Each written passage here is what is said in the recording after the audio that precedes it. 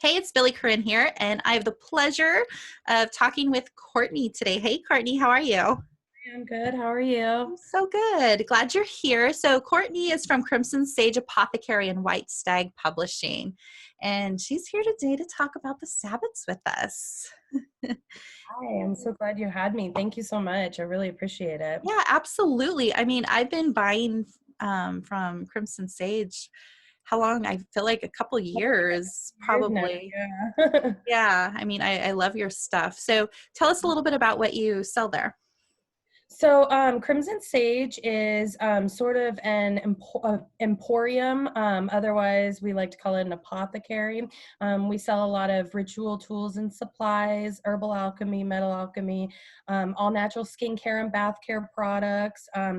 Pretty much whatever we are inspired by, the various Sabbats and seasons and various gods and goddesses.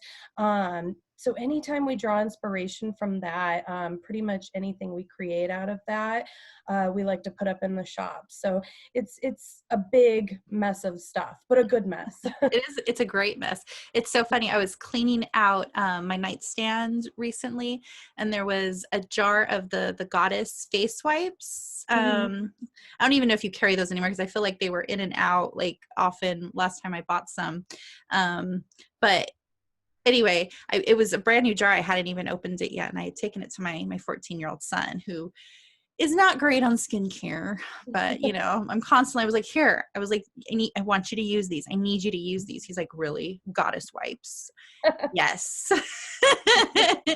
And girls. Yeah, we actually we do still sell them. We actually changed them up a little bit. So now we actually sell a bottle of the solution and we sell reusable pads. Oh, So awesome. yeah, that's part of what our effort has been. A big effort this year has been how can we cut down on sort of our own waste and our carbon footprint and everything that we send out to other people. How can it be repurposed or Yeah. reused? So yeah, we do still sell the solution, and it comes with little organic bamboo cotton rounds that are black, so kind of sticks Oh, with our awesome. classy gothic theme. So Yes. but yes, we do still carry those, and I'm glad. I like the wipes. My daughter actually uses them pretty frequently. So they're very soothing. They're great for removing my makeup. So I'm an actress occasionally at a community theater. So they've been fantastic to removing like layers of makeup on me. That's very good. That's awesome.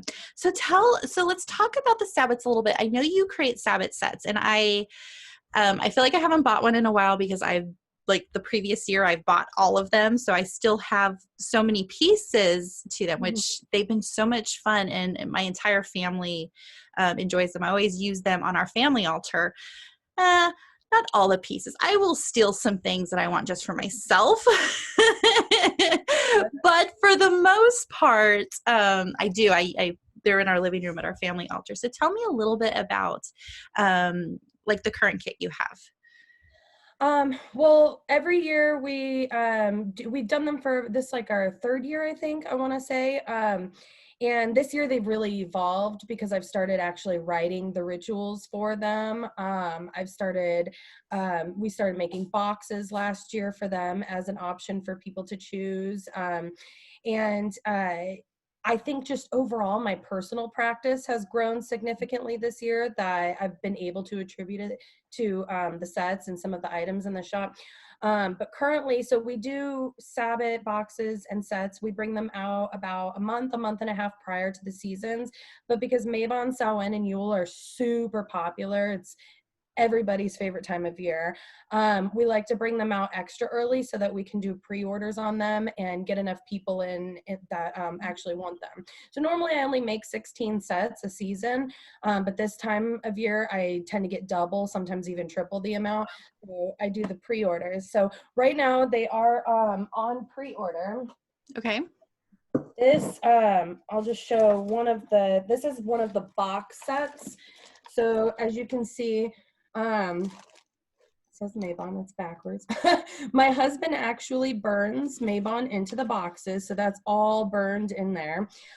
These are actual wood cutouts that we purchased from another Etsy shop that we actually really like a lot.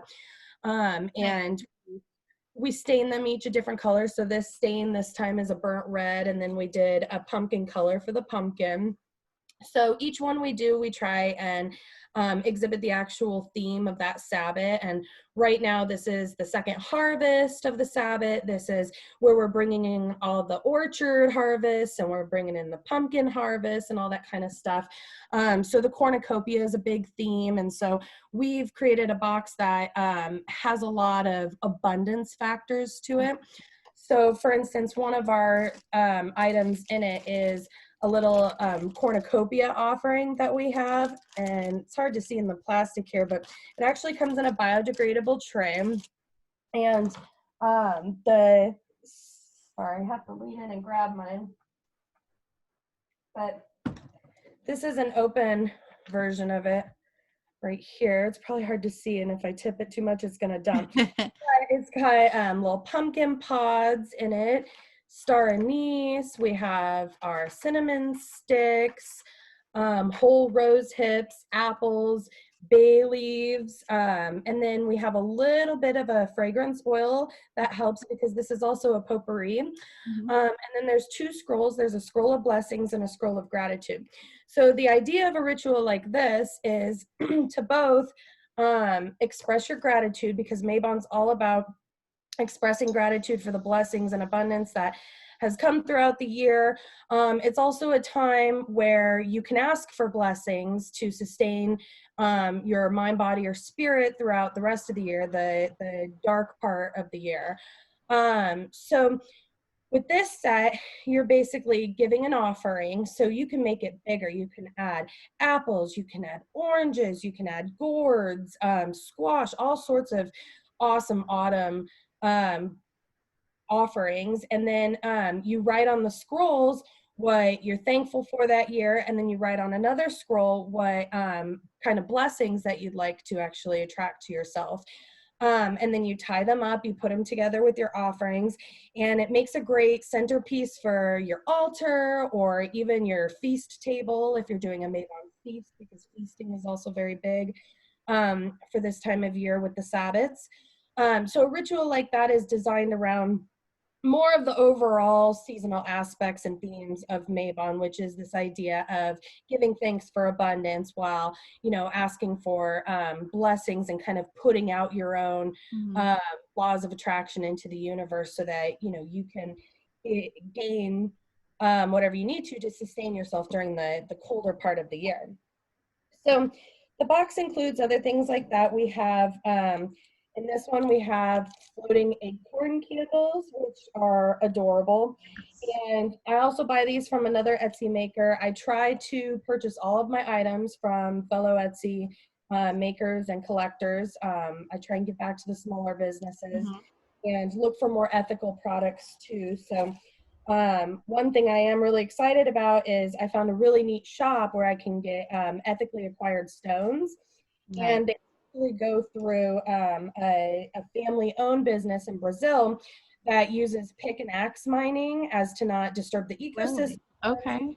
Or throw out more pollution into the earth. You know, they're all privately owned. They make their own money. There's no child labor or any of that kind of stuff involved in it. And then all of their packaging too, they make sure that they're using very eco-conscious packaging. So we've been acquiring our stones from them recently, and for the Mabon set, we have petrified wood, and then we have carnelian here. Hard to see. The carnelian is beautiful though. It's got a beautiful orange hue, but I always collect raw stones. I do believe that the vibrations stay in the stones for a long period of time, if not ever. So tumbling stones and using chemicals to smooth them out and everything, I tend to feel like they lose their spiritual effectiveness. So I like to collect the raw ones, and then we always include a little card with some snippets about what the stones are actually good for and what they represent. Also around Mabon, we get a lot of Arthurian tradition, which I'm super into. I've always been excited by Arthurian legends and different stories that are derived from them. They even have that new show Cursed Out on Netflix, which is super great and just made got the nerve out in me. So Mabon kind of does that too, and I like to include a lot of items from Arthurian tradition because Arthurian tradition actually seeps into Welsh tradition, Mm-hmm. which derives a lot of Celtic tradition too and celebrates a lot of the same Sabbats throughout the year. So one of our teas, because we always try and maintain certain types of items in the boxes, but one of our teas is the tea of Avalon.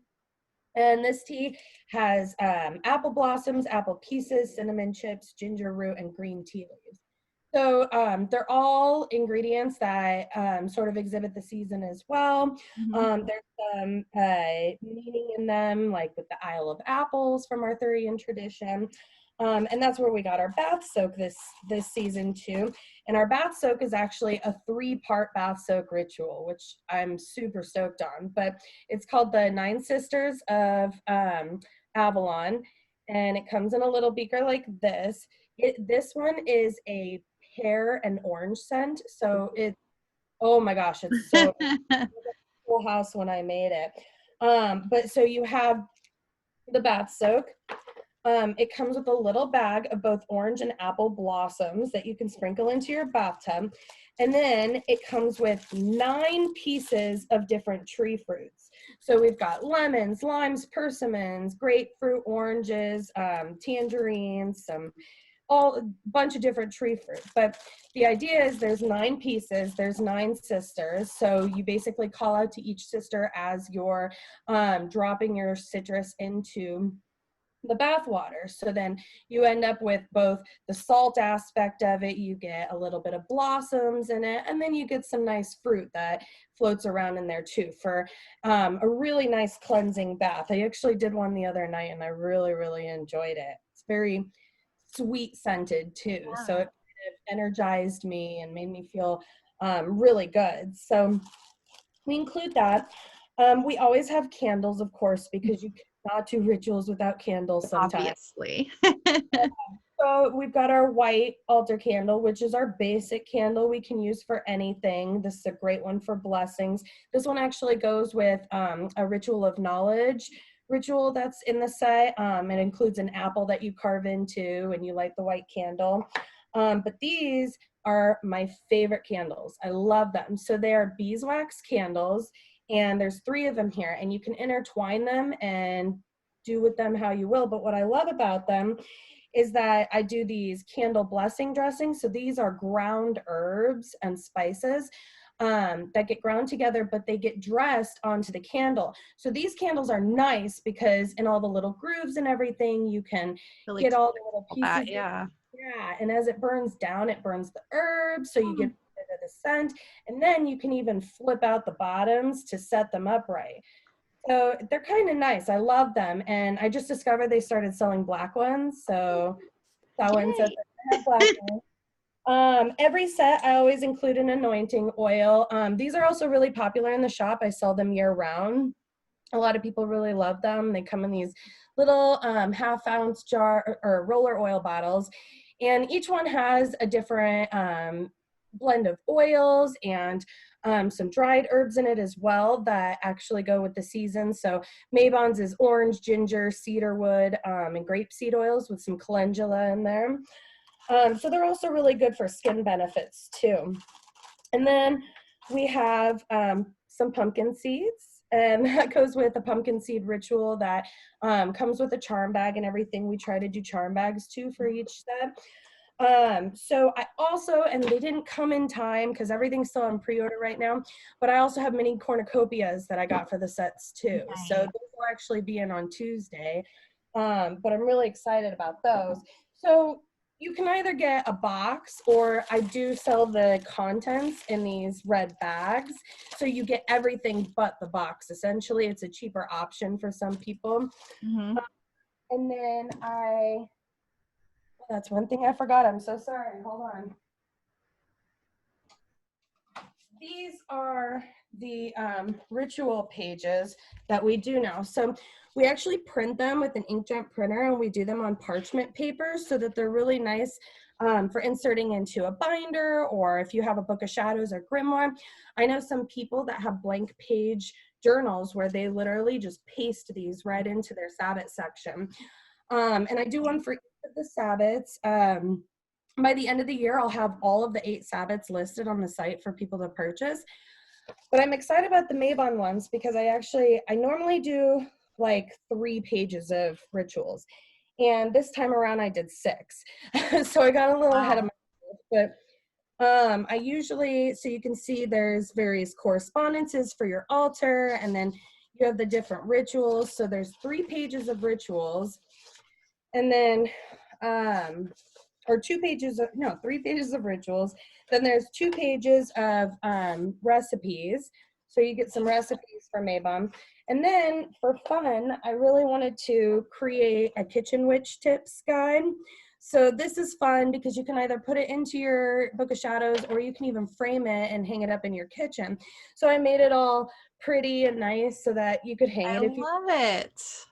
And I put a little quote: "Blessed be this witch's kitchen brew, where thouest lives most deliciously, and thy magic be most true." That's a little bit of whimsy and spirit That's lovely. witchery, which is also a huge theme during Mabon. So that's why we put in the recipes. We have a little vial of maple sugar that comes in each set. So, you know, we. I've bought some of your salts before. And I mean, I just love using them. The kids love using them. Like it's just so much fun. And your anointing oils. We always have, I mean, we've got so many of them.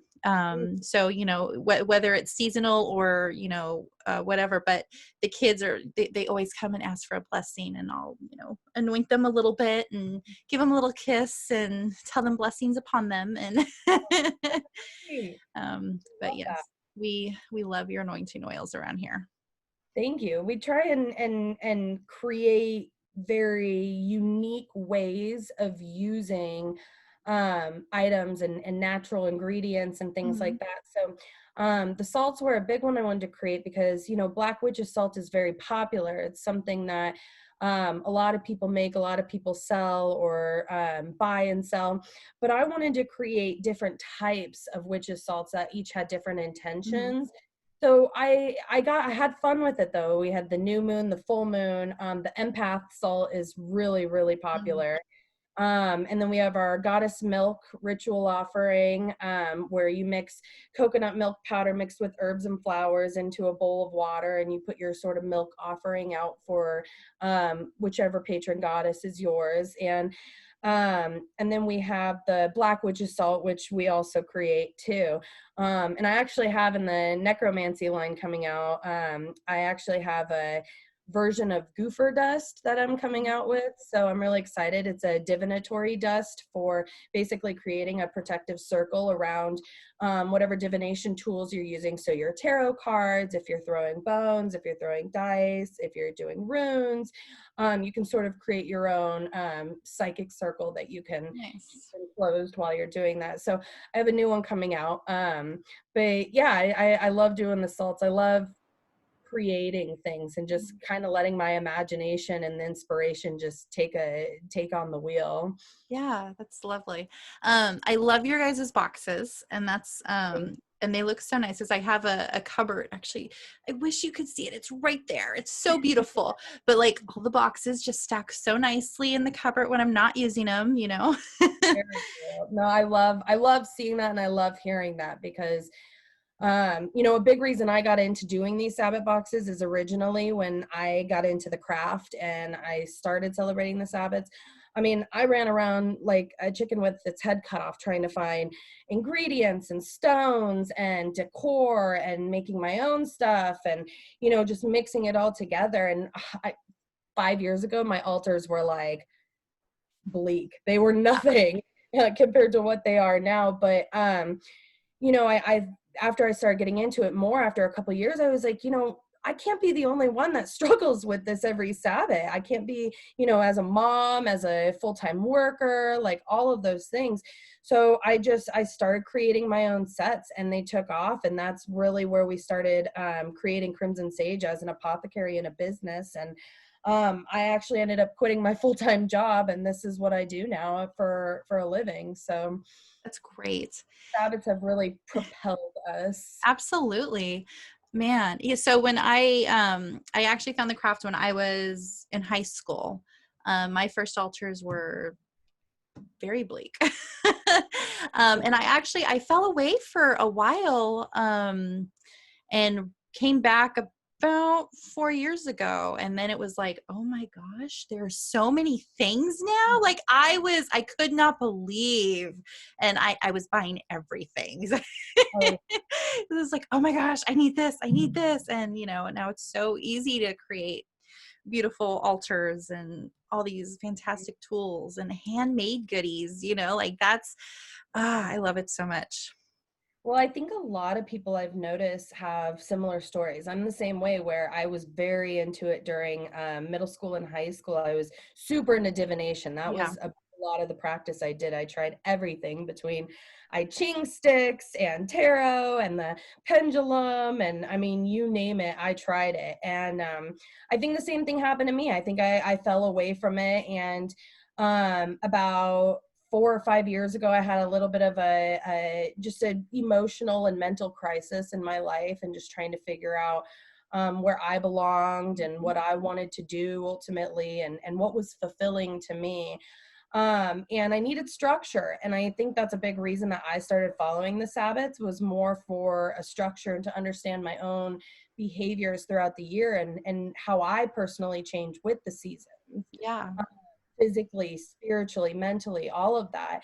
And after doing it for a couple of years, I really felt not only in tune with the seasons themselves, and sort of understanding my own self through them, but I felt this deep spiritual connection to nature and to my natural surroundings, and um, even just weather patterns in general, and understanding, like, I'm in Arizona. It's 115 degrees here right now, and it's going to be this way until mid-November.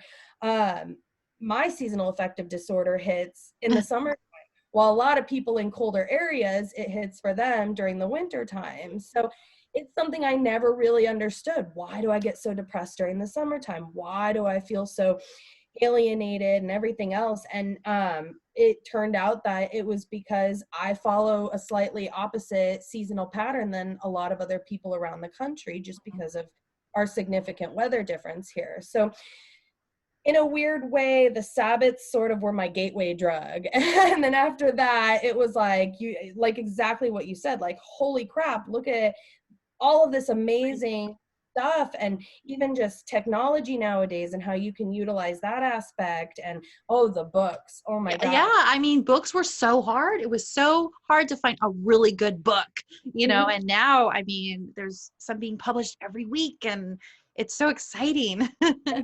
Well, like, my source during high school was the New Age section at Barnes and Yep. Noble, which typical gimmicky Sylvia Brown astrology and everything else, which I bought. I 100% bought all of those. But now you just get more like, how can we take these ancient traditions, these very mixed traditions, and how can we bring them into a contemporary setting? How do we make them relevant Right. now?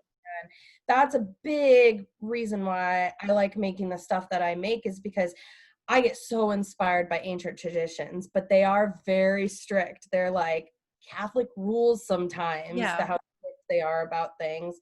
But how can we take those and really turn them around to be purposeful for nowadays? So I think that's a lot of what witchcraft is trying to do nowadays, is take those traditions and really adapt them to the current time. And I see that a lot right now, and I see a lot of people even getting into witchcraft because of how appealing all of that looks, and how accessible it is. Accessibility is a big thing Mhm. too. And I'm so sorry, I could go on for Yeah, days. no, absolutely. So with that in mind, because I talked to somebody earlier, and we were, discussing like how we keep these traditions alive, and we honor the old gods, we do all these things in our lives, but how, especially with children, like when we're trying to pass on these traditions and stuff, how do we keep our kids still living in the real world? Like,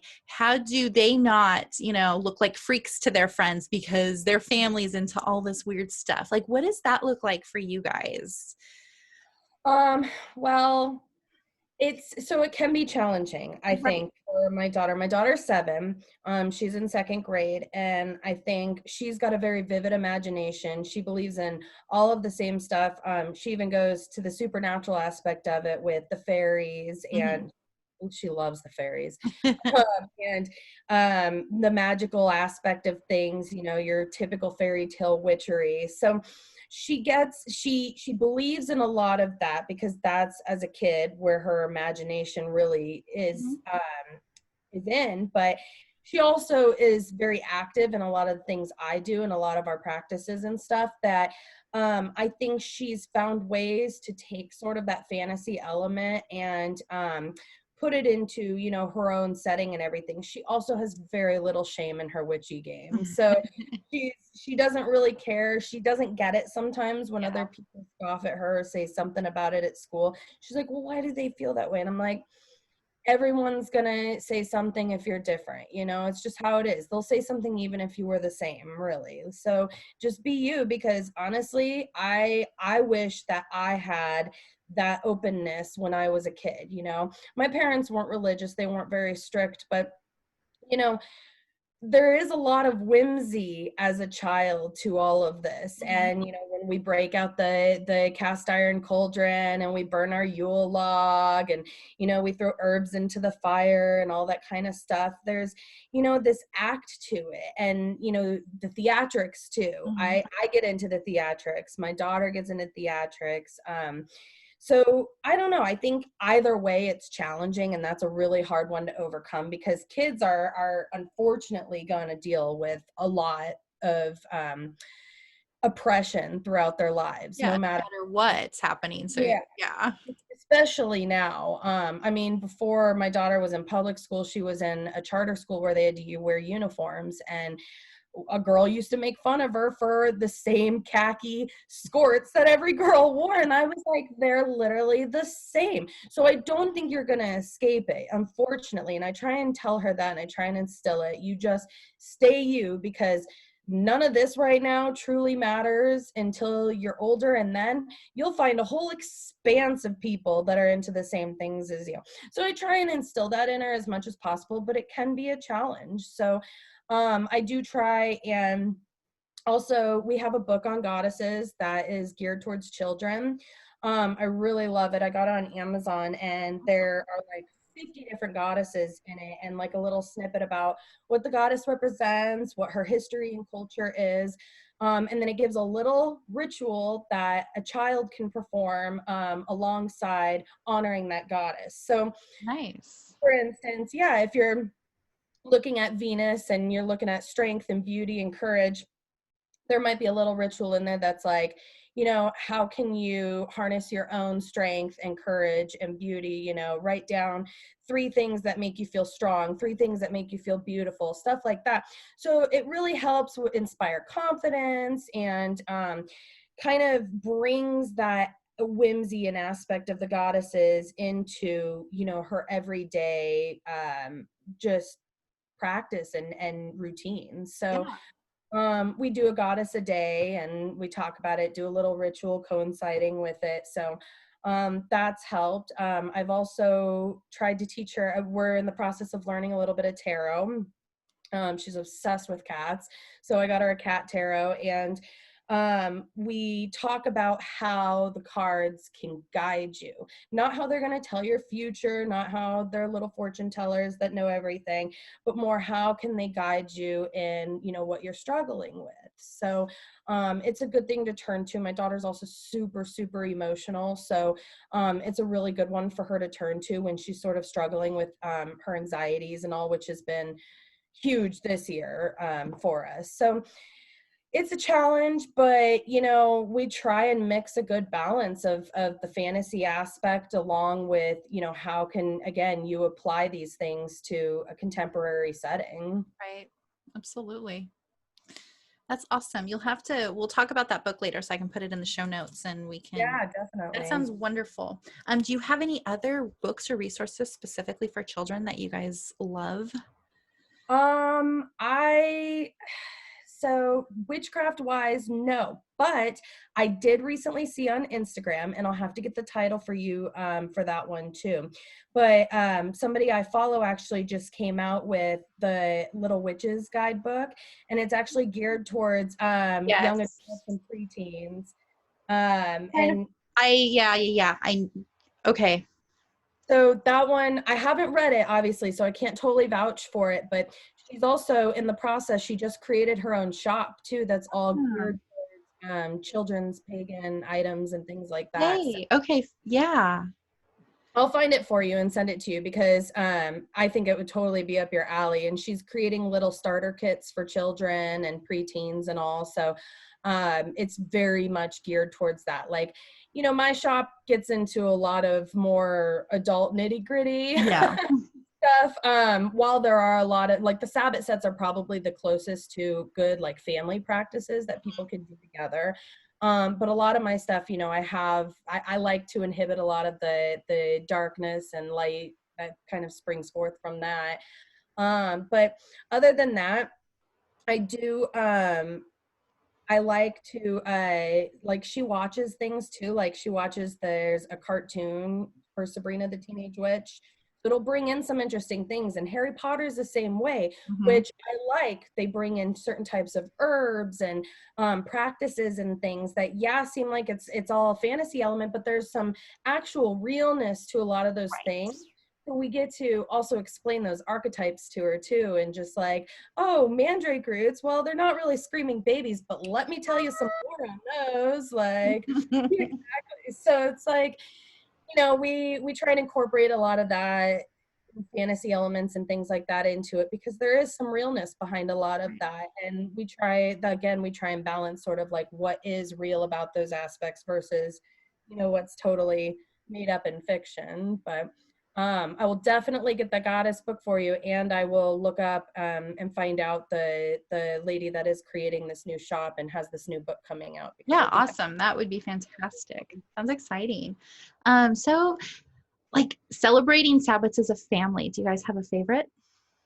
well, Yule, of Of course. course. I mean, is a favorite in general just because my daughter absolutely loves to dress up for Halloween, the Yeah. Halloween aspect of it, and carving the pumpkin. I personally like sewing because I do a lot of my ancestral magic. But as a family, we really enjoy practicing during Yule because we can burn the Yule log. I sell wishing pine cones that you burn in the fire, so those are always fun. We We do love them as them. an entire family. I bring my parents in for that one too, and everyone writes their little Nice. wishes and blessings, and then we burn the pine cones. So there's there's so much to Yule too that you can incorporate, like even with kitchen witchery again and everything else. Like there's just so much. Yeah. Plus, I think my daughter likes to burn things a little too much, so you get to burn all the fun stuff in the cauldron and everything. But yeah, I think that's probably that one. And Austera, I have to say, my daughter is a huge Austera fan, and Yeah. because we incorporate a lot of the Easter traditions too, with the hiding of the basket and the eggs.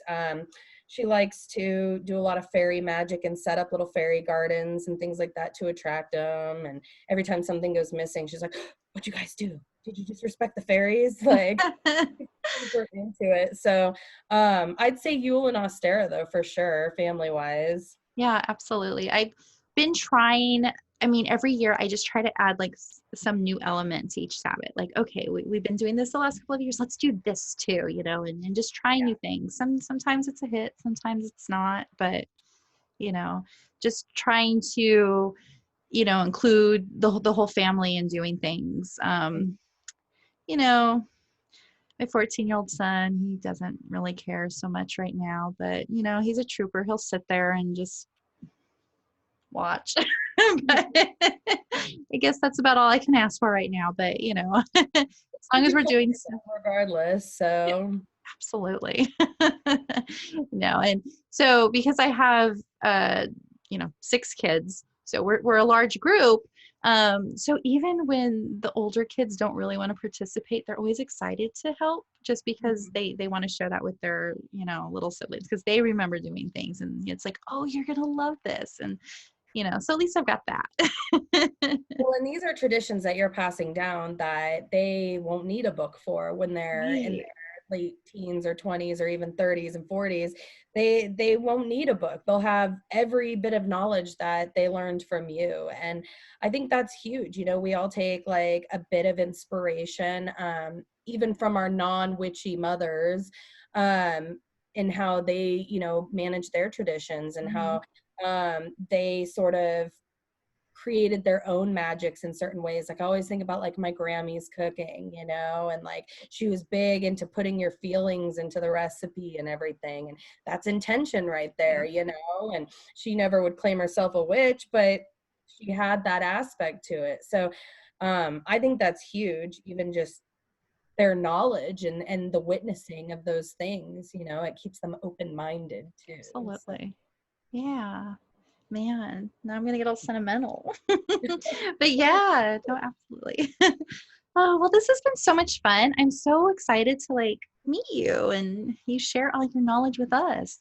Thank you. Um, I'm very excited to be here. I really appreciate you doing this too.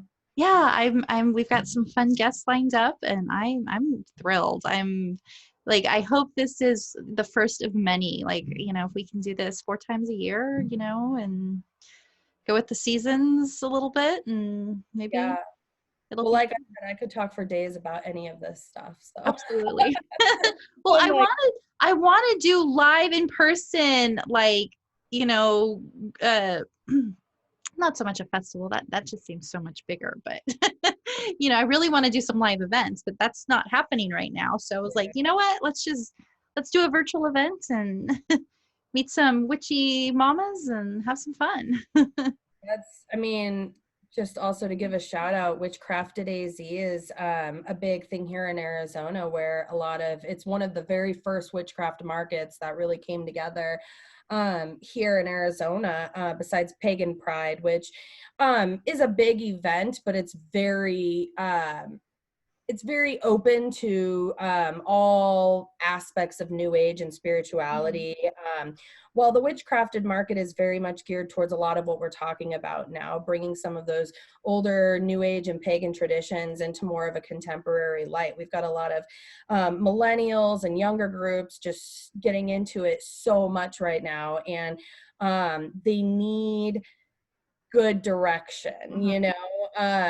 we don't, not that witchcraft again really needs a strict code, but I believe that younger people do need direction on it. You don't want to get into anything that could be dangerous, not even just physically but spiritually. So the Witchcrafted AZ group is very much a younger, well, it's a mix. There's a mix of younger and older people involved in it, but they all sell handcraft goods that are all based around witchcraft in general. So you've got, your silver jewelry seller, your tea maker. There's a hoodoo shop that I absolutely love called Sage and Gold Roots. And the lady who runs it, Dory, she actually takes vintage doilies and she puts these things on them that are like various witchcraft symbols or decoration Oh, okay. and all sorts of different things. But the whole thing is really great. And that's what we usually do is every other Sabbath or so, we would have a huge market basically. Yule was the last one we were able to do, unfortunately. And it was huge. I mean, we couldn't believe like, after the first 2 hours, I look at my tables and I had 3 tables full of stuff and I'm down to like one table with some stuff on it. I'm like, That's oh my awesome. goodness. But it's been so cool to do because the first one that we did was just a full moon market back last October, and so many people came out. We discovered there are so many witches in Phoenix. And it was so gratifying. It was like, oh my God, not only am I selling my stuff here and bringing people to my shop and everything, but I am meeting and learning about so many witches here that I had no idea. I thought, I was just a small group of people that did stuff. And no, they came in droves, and it was so cool. So she continued doing the markets, and they just have expanded. And we were supposed to do one in Ostara that was going to be a really big one. They were going to have circus performers. I mean, it was going to be a whole thing, and then COVID hit and everything changed. So we've been doing like virtual markets, and Dory's really good about sharing all the different shops things on her site and everything. So I feel that so much, because the markets are like, oh my God, they bring out this like high in me, because I'm just talking to so many people. I get to finally talk about my products, on an online forum. You get the description, you don't always get the person, because you don't always know. And I try and relate some of that on Instagram to make myself more, personable in the shop, more human to people. But you don't always get that, as opposed to when you're shopping in person. You get to actually talk with the person. I had so many people come up to me, what's good for this? What's good for that? I'm like, oh, let me tell you, like, so amazing to do that. So I'm really, like, even just doing something like this is super gratifying and inspiring. So I'm really hoping that, when things start to calm down, and we can start doing more things like that, because I think a lot of people, they really feel good about knowing that there's other people out there. Absolutely. Like, it's so good to know that. And I think that's also kind of what we were talking about earlier, about the challenges of other kids and stuff like that. It's like, you gotta know there's so many people who are into this too. Like, they feel this way too. It's okay. Like, And I feel like for my kids, the middle school age is the worst, where it's like, oh, nobody believes what we believe, and nobody does this. But by the time they get to high school, they start their circle expands so much, and they find those people, yeah. And I remember my oldest, probably when she was about 14, she's like, oh my gosh, who's into, like tarot cards and stuff, and who's doing this, and like, yeah, and that's, who all of her friends are now. So That's amazing. Like, I mean, I experienced it because I run a publishing company too, White Stag, and that's what I got my master's in, was poetry. So I've always been surrounded by poets. mhm, And another thing I discovered is that poetry and witchcraft go hand in hand a lot of times, right. a lot of times. So when I got into it, all of a sudden my sea expanded of even just my poetic friends that I realized were super into witchcraft. And I still have other poetic friends that are coming into it. And some people say, oh my God, it's so inspiring seeing what you do, and you're so honest about it. Like, I'm trying to be that way. And I'm like, do it. Like, you need to be your own self right now, because there's no point in any of this, following norms and societal things anymore. It's all being blown up and Right. redefined. Like, so define yourself how you want to now. Like, and so that's something that was a lot of work for me to do personally. But I think that's the goal for a lot of people that get into witchcraft too, is to just sort of find the core of your being, what you stand Absolutely. for, what you come from, what you are going to be, and what you're going to carry on to your own children, and even the if you don't have children, the people that you just want to influence in your life. So it's become my life. So it's good that it's my job too, because I can Always helps. put it all together. That's fantastic. Oh, okay. Well, we could just talk for hours. So, I know. well, this has been fun. I would definitely love to have you on the podcast, and we can talk again soon for sure. So, Thank you so much. I look forward to watching everything tomorrow. take care.